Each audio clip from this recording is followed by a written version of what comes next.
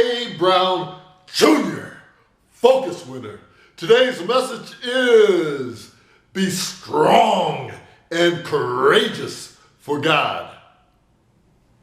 Joshua 1:9. This is my command. Be strong and courageous. Do not be afraid or discouraged, for the Lord your God is with you wherever you go. Deuteronomy 31:6. So be strong and courageous.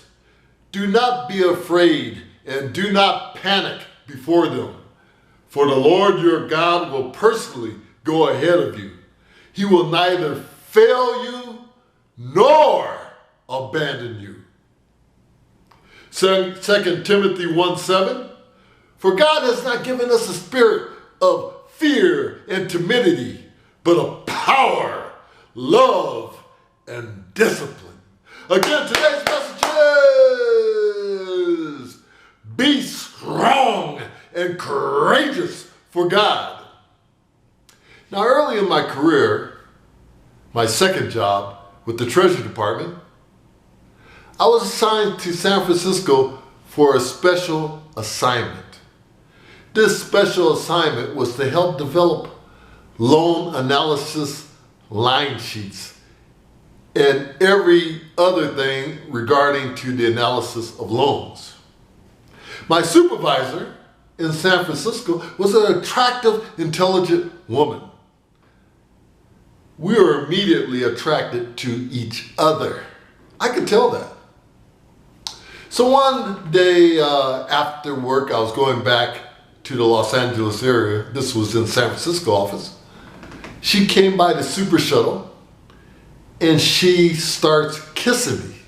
We make out for maybe 10 minutes. We're oblivious to everyone around us. We are so attracted to each other. 2 weeks later, she calls me into her office. She offers me a managerial position in the San Francisco office. Doubles my salary. Would I take it? It'd be easy. I would have to do sexual favors for her, but I would double my salary. But that would be not the right thing, because I wanted to be judged on what I did in the workplace, not what I did in the bedroom. So I declined it. Do you know God rewarded me because 1 month after that position was filled, the position was eliminated. By doing the right thing, I saved myself moving up to San Francisco and having the position eliminated. Fast forward, I have another supervisor. She comes out to examination of a bank in Hawaii. Everyone declines to have dinner with her. I feel sorry for her. I have dinner with her. I walk her back to her condo. She makes advances on me. Now, this was easy because I was not attracted to this supervisor. So I declined. That was the right thing to do. But the trouble was, she was my immediate supervisor. There was no way of getting away from her. Do you know for 1 year straight, she sent me 20 to 25 emails a day full of hate, how much she hated me. It was incredibly uncomfortable and awkward. This was my immediate supervisor. Do you know I had strength from God during that period? Otherwise, I don't think I could have made it. Fortunately, after a year, I was assigned a new supervisor. It was like a weight was lifted off my shoulders. And unfortunately for her, about a year later, she tragically died of a disease. Fast forward, I'm working as an examiner in charge of a bank.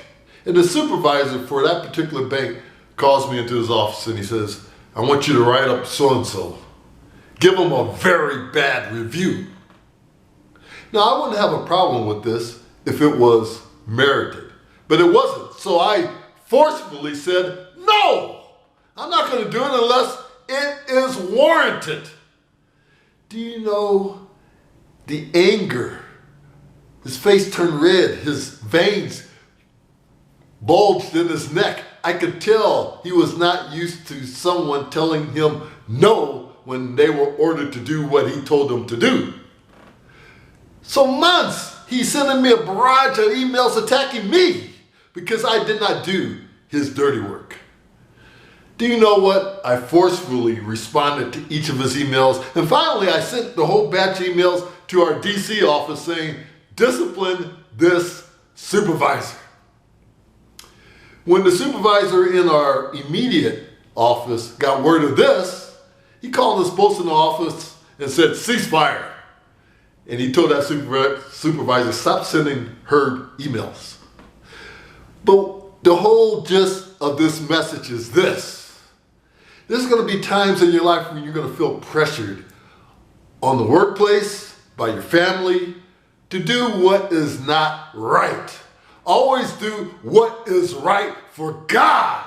Be strong and courageous for God. Never feel pressure to do the wrong thing. Do the right thing. God will reward you. God is with you wherever you go. So be strong and courageous for God.